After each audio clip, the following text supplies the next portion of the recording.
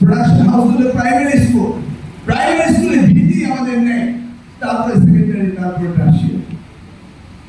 এই যে মাদ্রাসায় 1700 নম্বর পরীক্ষা দেয় আর জেনারেল স্কুলে 1200 নম্বর পরীক্ষা দেয়, এটি দুঃসম্মত হয়?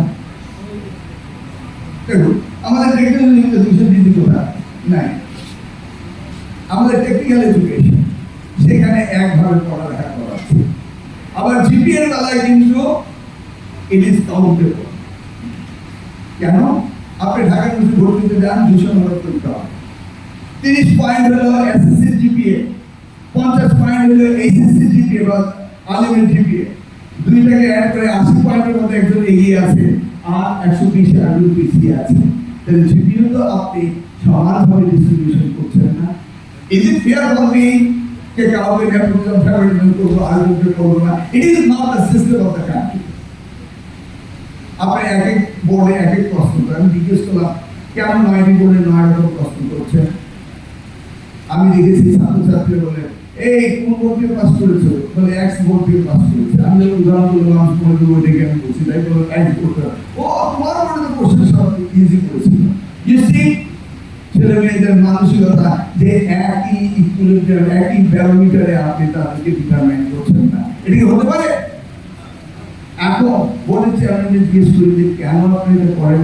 তখন ওনারা বললেন, স্যার যদি 5টা বোর্ডের প্রশ্নপত্র আউট হয়ে যায় তাহলে আর বাকি 4টা আউট হয়নি, অ্যাটলিস্ট 4টা তো ঠিক থাকে।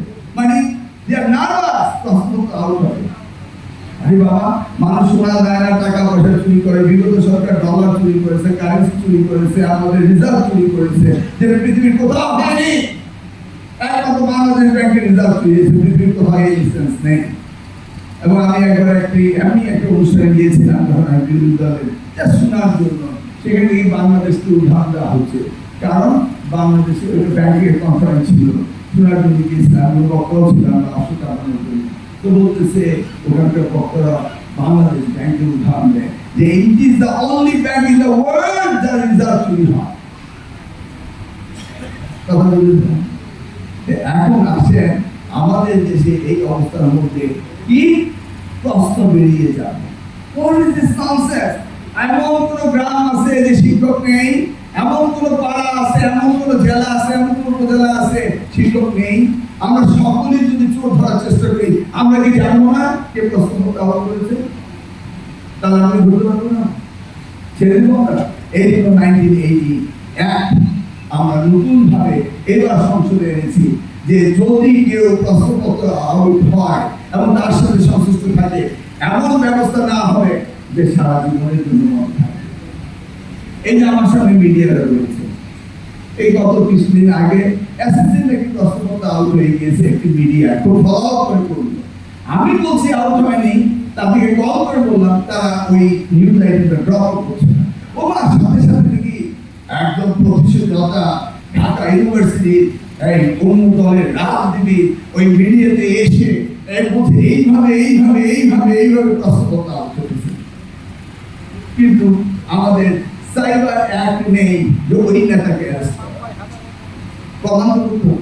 এবার যদি কেউ প্রশ্নপত্র নিয়ে বিরূপ মন্তব্য করেন, সাথে সাথে তাকে পুলিশ আটকাবে, তারপর প্রমাণ করবে যে প্রশ্নপত্র আউট হয়েছে কি হয়নি।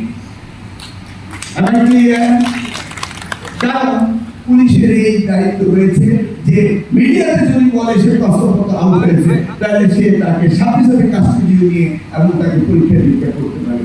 এটা কনস্টিটিউশনাল রাইটস রয়েছে।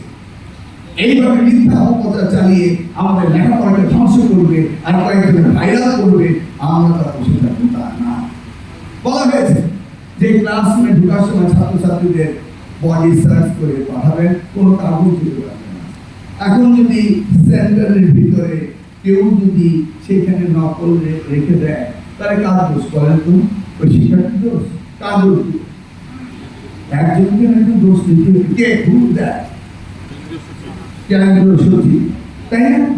আমার বাড়িতে যদি পুলিশ গিয়ে দেখছে আমি আমার পকেটের রুম তালা আর সেখানে যদি ইনলিগাল উইটনেস পায়, I am responsible for that because that's my house. আপনার সেন্টার আপনার। অতএব কেউকে না কেউকে দায়িত্ব নিতে হবে। আমি বলেছি সারা বাংলাদেশে প্রত্যেকটি স্কুলে সিসি ক্যামেরা লাগাতে হবে। কেউ কেউ বলেছে টাকা নেই, আমি টাকা দিয়ে দেবো, কিন্তু আমি ডিআই পাঠিয়ে দিব, আপনার ফান্ড আগে আমি দেখবো আপনি ব্যবহার করছেন কিনা। আসলে কেউ আমাকে বললো যে স্যার আমার 50,000 টাকা খরচ হয়েছে, আপনি stop করতে পারেন। I'm ready to give it to you.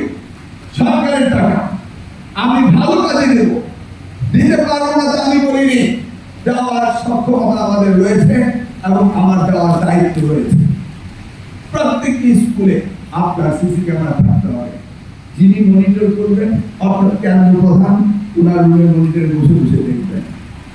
আর যদি পরে ওই যে আমার ভাইরাল বাহিনী ক্যামেরা রয়েছে, তারা যদি কোথাও প্রমাণ দেয় বা বলে, আমি কিন্তু আর্কাইভ থেকে ওইটা খুঁজে বের করবো এবং I will make you responsible liable for that.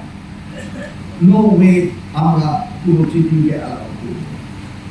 But আমাদের মূল দায়িত্ব হচ্ছে লেখাপড়ার মান উন্নয়ন করা। ক্যান্টনমেন্ট বা আর্মি পরিচালিত প্রত্যেকটি স্কুল কলেজ তাদের ভালো চলছে, আমরা কেন পারবো না? তো বলো, আমি ওনাদের সাথে ট্রেনিং এর ব্যবস্থা করি, আমি ফান্ড ভালো দিই। আমরা চাই প্রত্যেকটি প্রতিষ্ঠান ভালো হবে। এই যে আপনাদের অবসর ভাতা, অনেকে রিটায়ারমেন্টে গিয়েছেন, অবসর ভাতা পান, তাই শুনেনি আপনার কাহিনী। 2022 সালে যারা অবসর গিয়েছেন আজ অবধি তারা অবসর ভাতা কল্যাণ ট্রাস্ট পায়নি। 1991-এ আমাদের দেশ সাবেক প্রধানমন্ত্রী বেগম খালেদা জিয়া আপনাদের এই ব্যবস্থা করেছিলেন, মনে আছে আপনাদের? উনি বরাদ্দ দিয়েছিলেন এবং অল্প হলো হ্যান্ডসাম নয়, আমি 25-40 লক্ষ টাকা পাচ্ছে। স্যারের প্রশ্ন ওনাদের ব্যর্থ থেকে নিচ্ছে, আমরা স্যারের প্রশ্ন দিচ্ছি, অন্তর বাড়ি একটা গ্রামে শিক্ষক রিটায়ারমেন্টে গেলে 40 লক্ষ টাকা পান, অন্তর বাড়ি। 2022 থেকে এখন পর্যন্ত একটি টাকাও পাওয়া যায়নি, বিকজ 7,000 কোটি টাকা এই কল্যাণ ট্রাস্ট অবসর ভাতার টাকা আত্মসাৎ করে পালিয়ে চলে গেছে। তিনি ইমাজিন এই হইল, ইনশাআল্লাহ মাননীয় প্রধানমন্ত্রী 200 কোটি টাকা বরাদ্দ দিয়েছেন এবং 2000 কোটি টাকার বন্ড দিয়েছেন।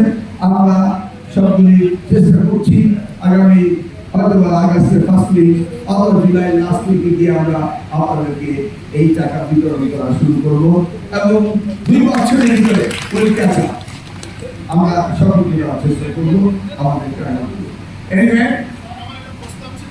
জি জি জি, তাদের বলে